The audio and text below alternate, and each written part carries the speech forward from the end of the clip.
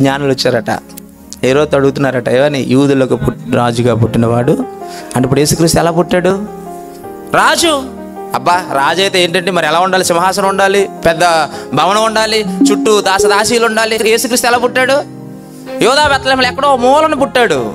ఆయన పలానా ప్రదేశంలో పుట్టాడని కూడా ఆధారం లేదు. మరి ఎక్కడ పరుండ పెట్టబడ్డాడు?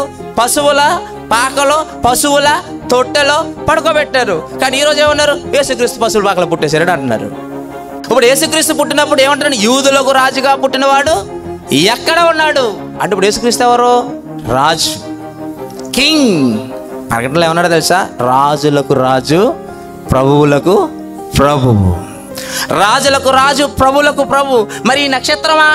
రాజు అన్నారు, బాగుంది. మరి నక్షత్రం యాకోబులో నుంచి ఉదయించున్నాడు కదా, యేసుక్రీస్తు నక్షత్రం అని ఎక్కడన్నా ఉందా? ఉందే. ప్రకటన గ్రంథం 22వ అధ్యాయం 16వ వచనం, సంఘము కోసం ఈ సంగతులను మీకు సాక్ష్యం ఇచ్చుచున్నాను.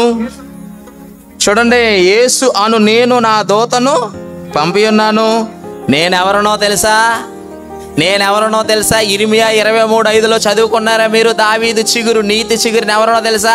యేసు అను నేనే అన్నాడు. చూడండి, ఆయనకు ఆయన సాక్ష్యం ఇచ్చుకున్నాడండి. నేనే దావీదు నీతి చిగురును, నేనే దావీదు వేరు చిగురును, సంతానమును, ప్రకాశమానమైన ఏకువ చుక్కయునై.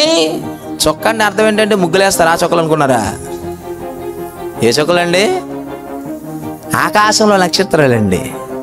ఇదిగో ప్రకాశమానమైన వేకువ చుక్క. ఎవరు? నేనే. అంటే ఇప్పుడు నక్షత్రం ఎవరండి? యేసుక్రీస్తు వారు. అంటే యాకోబులో నుంచి ఉదయించిన నక్షత్రం ఎవరు? యేసుక్రీస్తే. అంటే ఈ ప్రవచనం ముమ్మాటికి ఎవరికి సరిపోయిందండి? యేసుక్రీస్తుకి సరిపోయింది.